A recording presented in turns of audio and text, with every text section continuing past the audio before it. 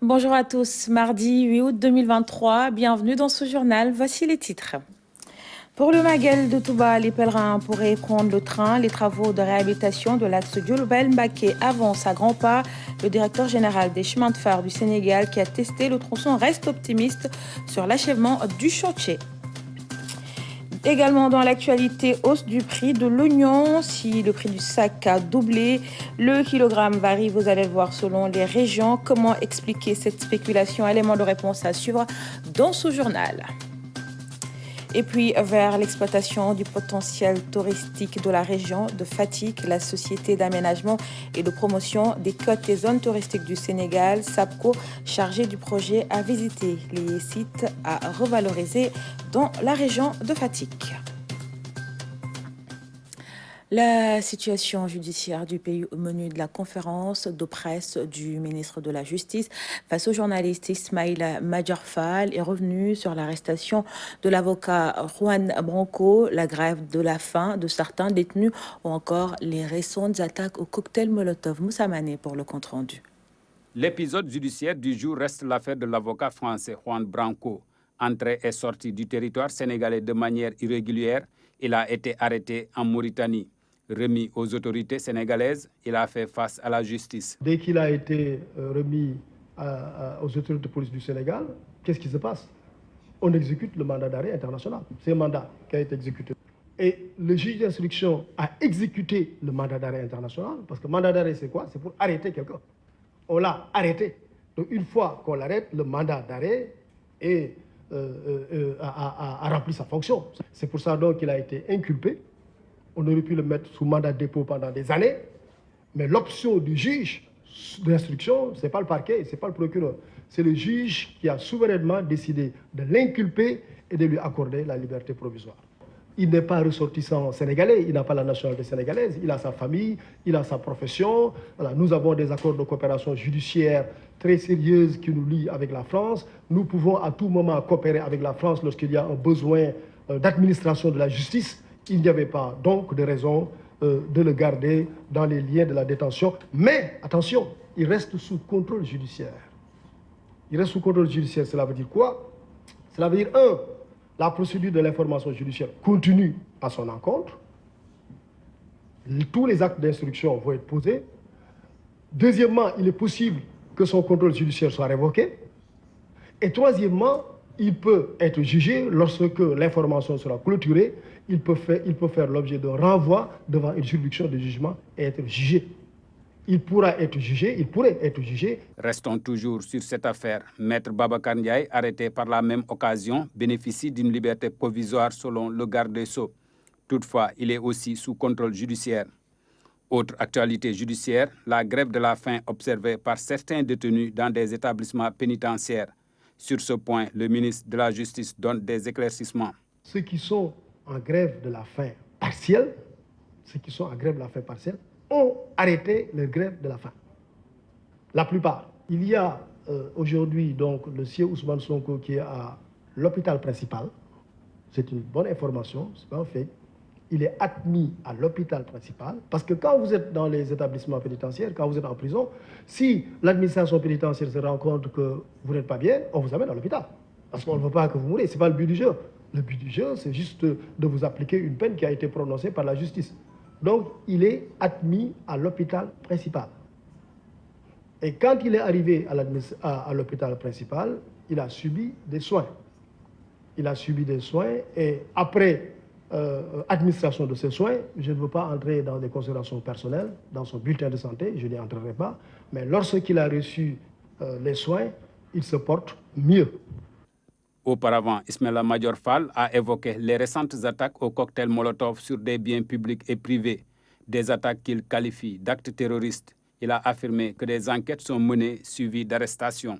Donc les actes de terrorisme, ici je voudrais vraiment insister sur ça, à l'intention de nos compatriotes, c'est des faits criminels. Et c'est des faits criminels pour leurs auteurs, pour leurs complices.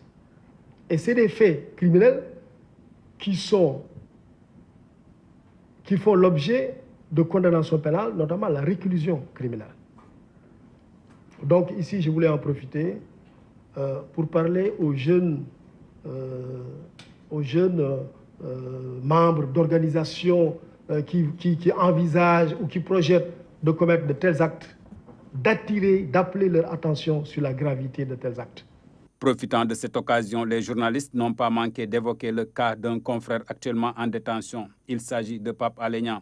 Pour terminer, le garde des Sceaux a affirmé que désormais son département a un porte-parole. Ce dernier peut, en cas de besoin, revenir sur une actualité pour informer l'opinion le plus tôt possible. Retour sur cette rencontre. Ce lundi, c'est ouvert à Dakar, la première édition du dialogue territorial. C'est une initiative du ministère des collectivités territoriales. Elle regroupe plus de 300 maires et présidents de conseils départemental. Ensemble, ils ont échangé sur la politique de l'État en matière de décentralisation. Salut Saïk.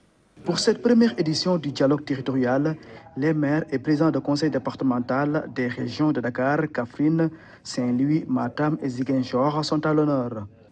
À travers ces rencontres, notre département s'engage résolument à matérialiser la volonté de son Excellence, Monsieur le Président de la République, d'imprimer une dynamique de concertation dans toutes nos actions. Au cours de cette première édition de dialogue, nous aurons l'occasion d'échanger sur la mise en œuvre du processus de la décentralisation de manière générale avec l'acte 3. Qui a consacré la territorialisation comme levier de pilotage des politiques publiques, en les inscrivant de manière coordonnée et complémentaire au sein des territoires pour leur appropriation par les acteurs concernés. Le dialogue territorial est un premier pas pour la construction de ces relations vertueuses entre les citoyens et les élus locaux. Il doit constituer un pont entre les élus locaux et leur population, mais également entre les élus locaux eux-mêmes. Le dialogue territorial est une innovation perçue comme une aubaine par les élus territoriaux. Dans leur discours, ils ont montré leur adhésion à cette démarche. En vous réaffirmant, Monsieur le ministre, donc notre engagement à vous accompagner, je voulais aussi vous dire la détermination des élus à aller encore plus loin dans la territorialisation des politiques publiques, conformément aux orientations du chef de l'État.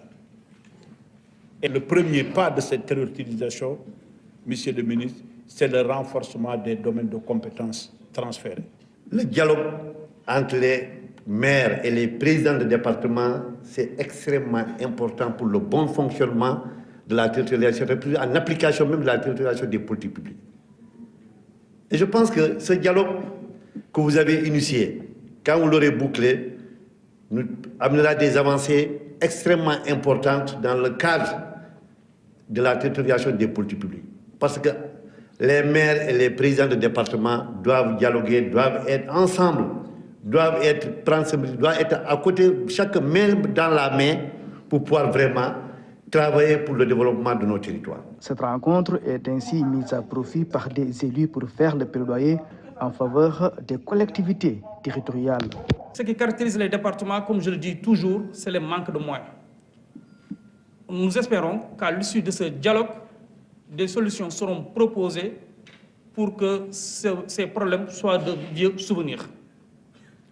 Parce que nos attentes sont nombreuses et parmi lesquelles vous me permettrez de citer le soutien aux initiatives locales en fonction des besoins réels de chaque territoire, mais également la mise en place d'une fiscalité pour les départements. Durant 2 jours, des présentations seront faites sur la politique de décentralisation du gouvernement. Ainsi, pour couvrir toutes les collectivités territoriales, le dialogue territorial va se dérouler en 3 bassins. Vice-champion d'Afrique, les Lionnes du basket sont rentrées hier à Dakar. Hier après-midi, elles ont été accueillies à l'aéroport international Blaise Diagne par les supporters venus nombreux, mais pas que. Les autorités politiques et aéroportuaires étaient également sur place. En football, Coupe du Monde féminine, 2 représentants africains en 8e de finale déjà éliminés. Le Nigeria a perdu hier matin au tir au but devant l'Angleterre 4-2. Hier aussi, les Pays-Bas ont pris le dessus sur l'Afrique du Sud 2-0, suivant le résumé de ces 2 matchs avec Ibrahim Mboup. Fin de l'aventure pour le Nigeria, une élimination difficile à digérer. Kelly a marqué le penalty décisif, envoyant les Three Lionses en quart de finale de la Coupe du Monde. Comme d'habitude, le Nigeria a mis beaucoup d'intensité dans le jeu et concède un penalty à la 31e minute. Il a été annulé après la consultation de la VAR. The decision is no penalty. The result is a throw goal. Les Super Falcons ont eu une flopée d'occasions sans être efficaces. Lauren James a été exclu à la 87e à cause de ce geste dangereux et anti-sportif. Les Three Lionses ont joué toute la prolongation en infériorité numérique. Le Nigeria n'a pas mis à profit cet avantage pour faire la différence.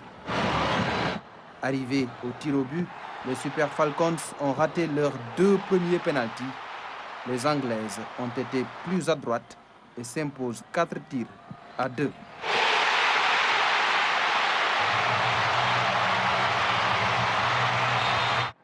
Hier, les Néerlandaises ont éliminé les Banyana Banyana d'Afrique du Sud. Elles ont concédé un but dans le premier quart d'heure du match avant d'en prendre un autre à la 68e minute. Une faute de main de la gardienne Swart. L'Afrique du Sud s'incline 2 buts à 0 et est éliminée de la Coupe du Monde.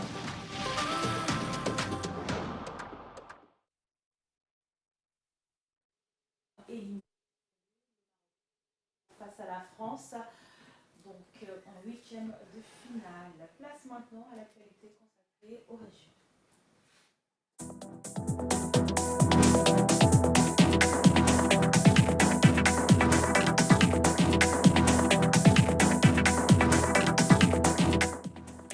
Alors partons pour démarrer à Saint-Louis, dans la région. Le programme de résilience agricole est lancé. Plus de 900 millions de francs CFA sont déboursés pour près de 5000 ménages. Le projet, qui est à sa 3e phase, soutient les producteurs à faible revenu qui s'activent dans l'agriculture et la pêche. Abdouad. Devant des centaines de bénéficiaires, le ministre Samundio Benka annonce le premier cash transfert. Le lancement est maintenant effectif. Monsieur Pierre Badji vient de recevoir le transfert dans son compte. Un transfert qui lance le programme de résilience agricole destiné aux ménages agro-silvopastoraux de Saint-Louis.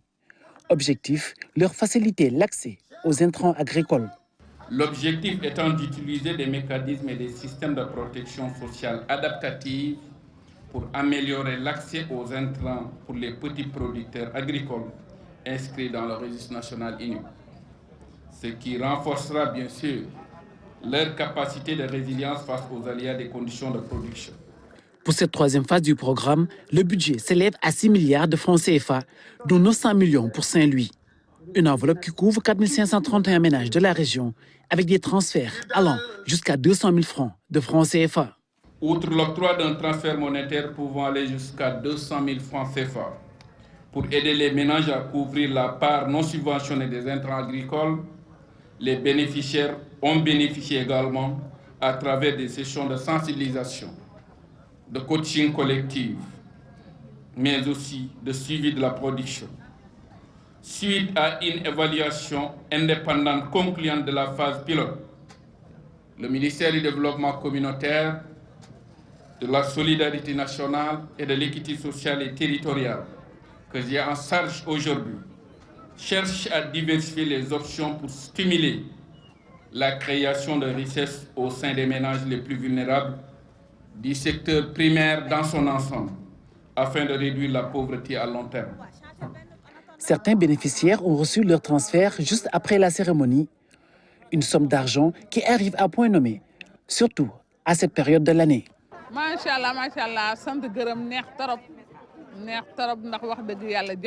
Vraiment, ça fait très plaisir. On en avait besoin. Nous sommes en période d'hivernage où c'est très compliqué. Et nous sortons de 2 grands événements, notamment la Tabaski et la Tamkharit. Les poches sont vides.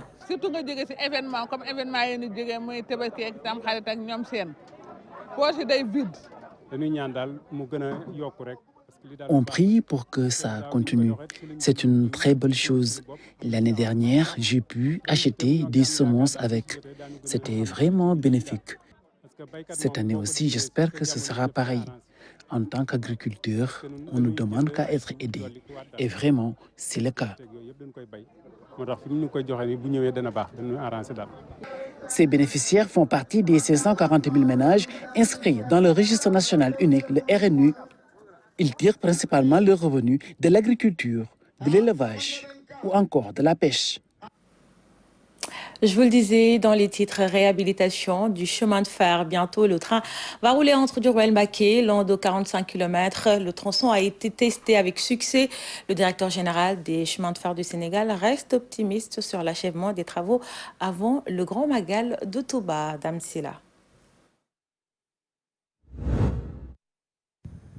Les travaux sur l'axe ferroviaire Diourbel-Mbacké seront bientôt livrés. C'est la première fois depuis 2017 qu'un train roule sur ces rails. Ce voyage effectué est certes un premier essai, mais les résultats obtenus sont jugés très satisfaisants. L'idée, ce serait que d'ici le Magal, qu'on puisse réhabiliter toute la voie ferrée jusqu'au niveau de Touba.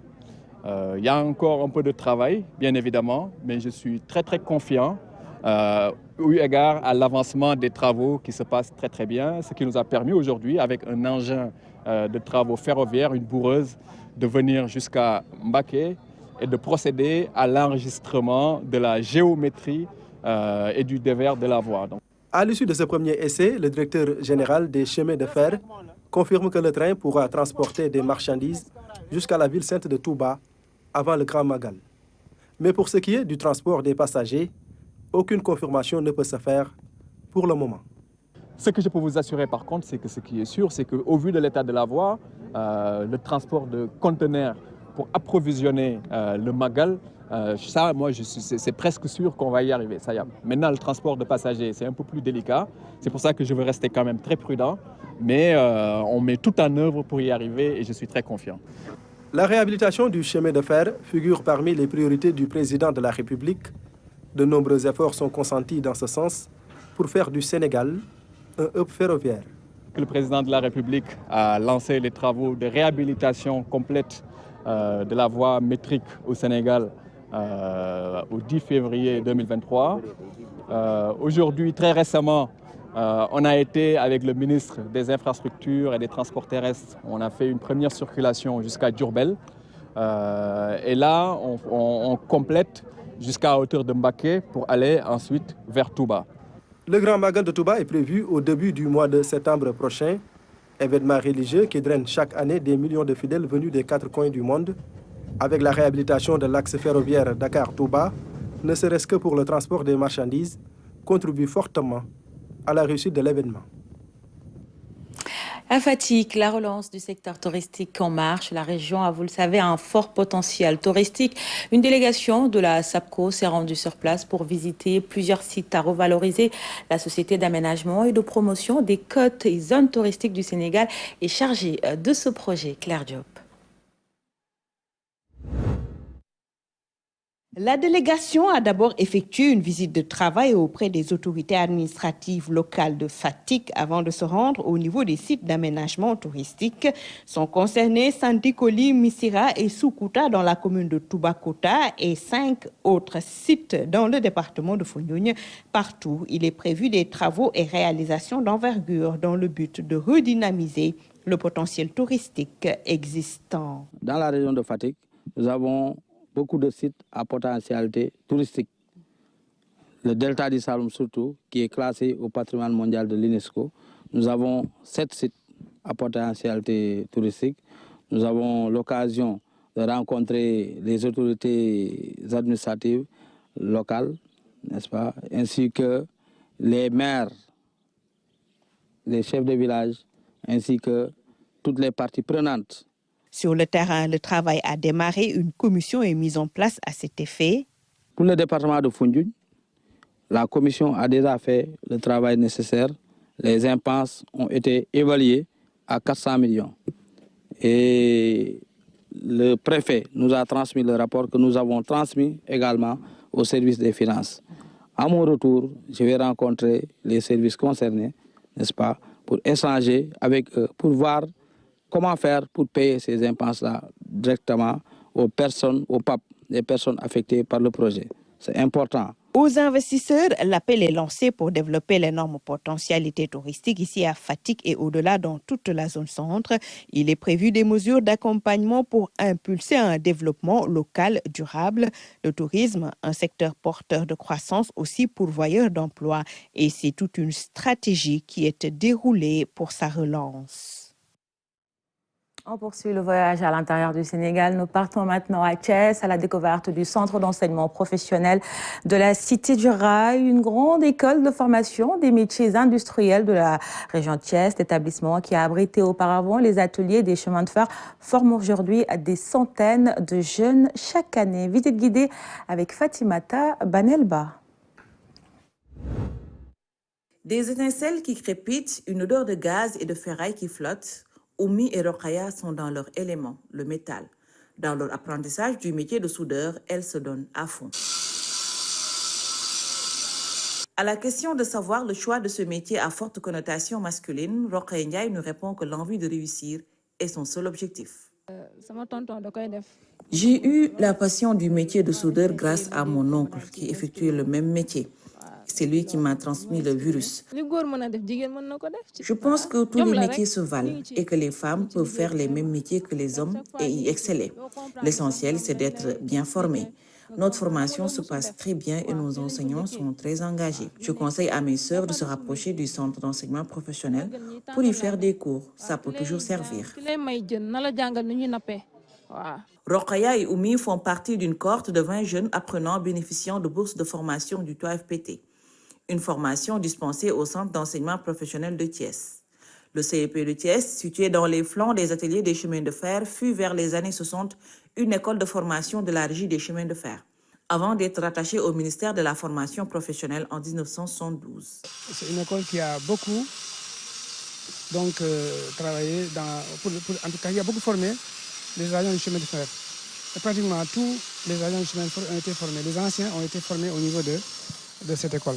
Ici, plusieurs filières de formation y sont dispensées et les apprenants accèdent au centre par voie de concours. Ici, nous avons les filières d'abord électrotechnique, nous avons la filière électricité, nous avons la filière mécanique automobile, nous avons la filière électromécanique et nous avons les structures métalliques. Et parallèlement, nous avons aussi la filière informatique. Et aussi, nous avons ce qu'on appelle des CPS, des certificats de professionnels de spécialité, dans différentes filières. Pour intégrer l'école, d'abord, nous avons la voie de concours. Alors, pour faire un CAP, par exemple, nous avons ce qu'on appelle un concours interne qui est fait pour recevoir des jeunes de 17 ans et plus. D'un temps connu sous le nom de centre de formation de la régie des chemins de fer, ce centre a perdu de sa popularité et de son attrait. Néanmoins, il forme toujours beaucoup de jeunes, issus pour la plupart des autres régions du Sénégal. Il y a des élèves qui viennent de toutes les régions du Sénégal, de Ziguinchor, de Tambacounda, de n'importe où du Sénégal, ils viennent pour étudier au CEP de Thiès. Et bizarrement, comme vous dites, le CEP de Thiès n'est pas connu, un peu méconnu aussi au niveau de Thiès. Mais je crois que ceci est dû au fait que l'école a eu d'abord à transiter du chemin de fer pour venir au niveau du ministère de la formation professionnelle. Et pendant ce temps-là, donc, il y a eu un moment où vraiment cette école presque ne fonctionnait même pas, parce qu'autant il y a eu un flottement pendant lequel l'école était même occupée par des écoles, par l'enseignement général.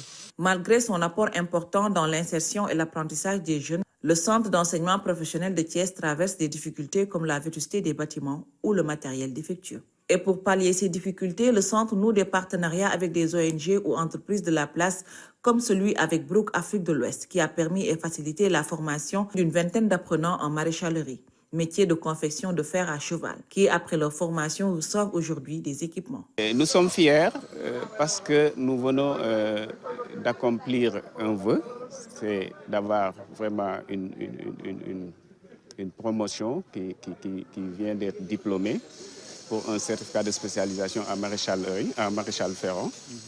Voilà, et je pense que c'était ça notre objectif et nous sommes très fiers. Et la cérémonie d'aujourd'hui montre que, combien Brooke est engagé vraiment pour booster ce métier de maréchal ferrant. En tout cas, les formés sont aptes à l'emploi parce qu'ils ont été formés, ils ont été équipés en moto, ils ont été équipés en matériel de forge et autres, et même en kiosque. 200 métiers rien que pour la filière équine, c'est 200 métiers identifiés. Ça veut dire que c'est vraiment un vivier d'emploi au niveau du Sénégal. À travers ces dons, il s'agit pour l'ONG qui œuvre pour le bien-être des équidés de trait de faire la promotion du métier de maréchal ferrant, tout en offrant des services de qualité. Ce sont des jeunes qui ont été formés, des jeunes hommes et des jeunes femmes qui peuvent rester, réussir et participer au développement. Donc, dire qu'il n'y a pas de travail dans le pays, moi je me dis que c'est ne pas s'informer, c'est ne pas avoir l'information qu'il faut. Et il faut aller vers l'information parce qu'il y a des vidéos en cours sur cette formation-là. Il faut aller vers l'information et voir qu'il y a des possibilités et des opportunités qui s'offrent à nos jeunes apprenants. C'est donc l'expression d'un partenariat réussi entre le Centre d'enseignement professionnel de Thiès, le 3FPT et l'ONG Brooke Afrique de l'Ouest. Le directeur du centre en appelle à l'engagement des entreprises locales pour soutenir les jeunes de Thiès dans l'offre de formation. Autre région, autre découverte, nous sommes à Hondolde. Cette bourgade de la région de Matam manque d'infrastructures scolaires. Dans ce village, on compte une seule école élémentaire, pas de lycée. Le collège est toujours en chantier. Malgré ce déficit, les élèves dans l'ensemble travaillent bien. De bons résultats sont obtenus aux examens, nous dit Bachirba. Voici l'école élémentaire de Hondolde. Et c'est dans ces salles de classe que les collégiens suivent leurs cours. Faute d'établissement, 4 salles de classe leur ont été cédées. Et pour dire la vérité, ça cause problème parce que non seulement le CM s'agrandit, parce que je pense qu'aujourd'hui il y a 2 sixièmes, et les effectifs qui viennent chaque année augmentent, mais l'école élémentaire a besoin du site. Pour régler ce problème, l'État a pourtant lancé des travaux de construction d'un nouveau collège depuis plusieurs années, mais le chantier n'est pas encore livré. C'est à partir donc de 2021 que les travaux ont commencé. Mais jusqu'à présent, vraiment, rien n'est terminé. C'est le PIMA qui avait... C'est le PIMA, bon, d'après les informations que nous avons reçues, c'est le PIMA qui a financé donc, la construction du collège. Et malheureusement, derrière, nous ne comprenons pas qu'est-ce qui justifie ces lenteurs-là. C'est l'occasion pour lancer un appel aux autorités académiques, lancer un appel donc à l'État du Sénégal, lancer un appel aux partenaires pour que très rapidement que le site du collège soit donc terminé pour que le collège puisse déménager dans les plus brefs délais. Côté résultat, ce collège demeure une référence, en attestent les performances ces dernières années. C'est un collège qui n'a plus rien à prouver en matière de résultats. L'année passée, donc voilà, l'école fait 100% au centre de Ngano, donc au centre d'examen de Ngano. Mieux encore, au BFM, oui. Mieux encore, c'est un élève de Hondolde, du SEM de Hondolde qui s'en sort avec premier du centre. Parallèlement, ou bien paradoxalement, nous travaillons dans des conditions extrêmement difficiles. Notre souhait le plus ardent, c'est de voir ce nouveau site-là prêt pour qu'on regagne là-bas. Autre souhait exprimé par les populations, c'est de voir leur village bénéficier d'un lycée. À 257 élèves. Hein. La réalité est que l'effectif, sur le cas de l'effectif, normalement, on peut ériger bien sûr le collège en lycée, même si c'est un second cycle, comme le cas de Tchali, comme le cas d'autres ailleurs. Après Matam, en 1959, c'est le village de Hondolde qui a eu la première école. Mais aujourd'hui, du point de vue construction, nous sommes les derniers. Parce qu'il y a un lycée à Ouadabéré, un autre va être bientôt érigé à Tchali, il y en a un à Ganguel, mais nous, on n'a pas toujours de lycée. Une autre demande formulée par les habitants, c'est la rénovation de ce vieux bâtiment où de grands cadres ont fait leurs premières humanités. C'est le premier bâtiment administratif appartenant à l'école qui a été construit ici dans les années 50. Ce bâtiment qui a vu aussi émerger beaucoup de cadres de cette zone-là, qui aujourd'hui sont dans l'administration sénégalaise. Mais aussi, il y a beaucoup de personnalités de renommée qui ont enseigné ici dans cette école, notamment le professeur Sadakan de la RTS. Donc, pour nous qui sommes jeunes de l'association Kaoral Danamayo, nous pensons que ce bâtiment ne doit pas être abandonné. Nous souhaitons que ce bâtiment-là soit donc donné à l'association pour qu'on puisse en faire une bibliothèque communautaire et pourquoi pas abriter donc un jardin d'enfants. Frontalier avec la Mauritanie, Hondolde est aujourd'hui un exemple en matière d'intégration. Ces établissements scolaires sont aussi fréquentés par des enfants de l'autre rive. Nous parlons maintenant de toute autre chose. Si vous faites le marché, vous l'avez sûrement constaté, la hausse de certaines denrées alimentaires. C'est le cas de l'oignon. Son prix a presque doublé, de 18 000 francs CFA. Le sac est passé à 24 000 francs CFA. Au détail, le kilogramme se vend à 1 200 francs CFA. Constat fait par nos équipes qui ont fait le tour de 2 marchés de la capitale. Mamadou Sakiné. L'oignon, l'une des denrées de consommation courante, est devenue inaccessible. L'inquiétude a fini de gagner les ménages. Nous sommes à Thiaroye, au cœur d'un des plus grands marchés de Dakar. Avant, on pouvait acheter un sac d'oignons à 7 500, voire 8 000. Mais actuellement, l'oignon local coûte plus cher. Depuis la Tabaski, le kilo est à plus de 1 000 francs. Le sac se vend à 24 000, 25 000. Nous sommes vraiment très fatigués.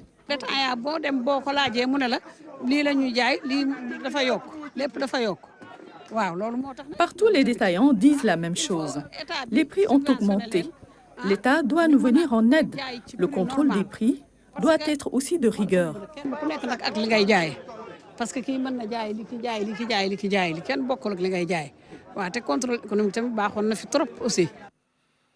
Pointés du doigt, les commerçants dégagent toute responsabilité. La rareté de l'oignon serait liée à l'origine de la hausse du prix.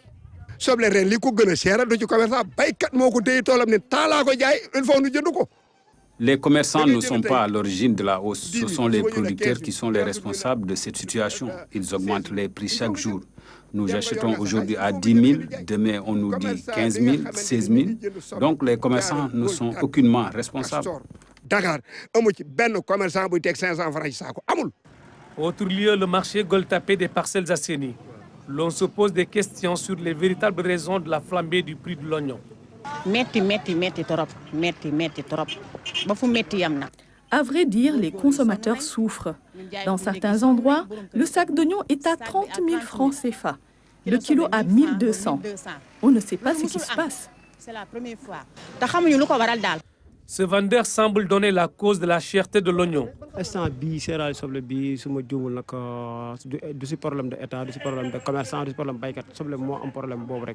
La flambée du prix de l'oignon n'est ni la faute de l'État ni des commerçants. Il faut reconnaître qu'il y a la rareté du produit chez les producteurs.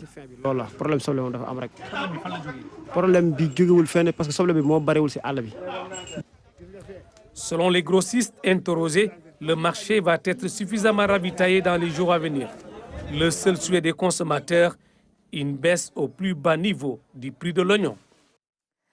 Et à Ziguinchor, l'oignon se fait rare, difficile de le trouver sur les étals.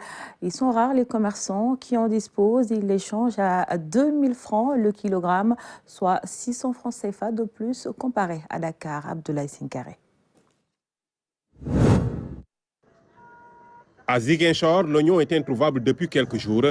Les commerçants qui ont encore le produit le vendent à prix d'or, jusqu'à 2 000 francs le kilogramme. Vendre le kilo d'oignon à 2 000 francs ou 2 500 francs, c'est vraiment cher. Ici, à Ziguinchor, l'oignon est introuvable. Pour nous, les vendeuses de gargotes, c'est très dur. Le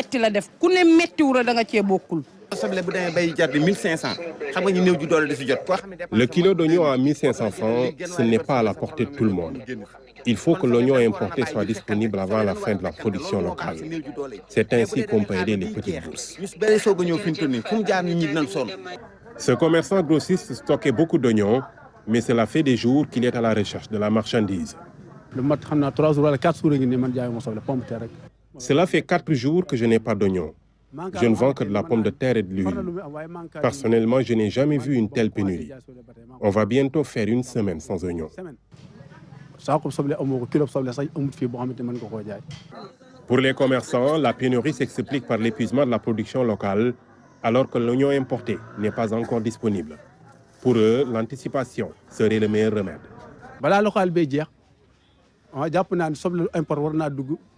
L'oignon importé doit être en place avant que la production locale ne s'épuise.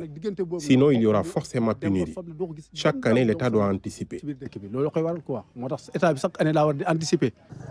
La pénurie est aggravée dans la région par les manifestations de ces derniers jours. Durant toute la semaine, l'accès à Ziguinchor était quasi impossible. Dans l'actualité sportive, Coupe du Monde féminine, le dernier représentant africain, le Maroc, vient d'être éliminé par l'équipe de France, score 4-0. Le Maroc participait ainsi à sa toute première Coupe du Monde chez les filles.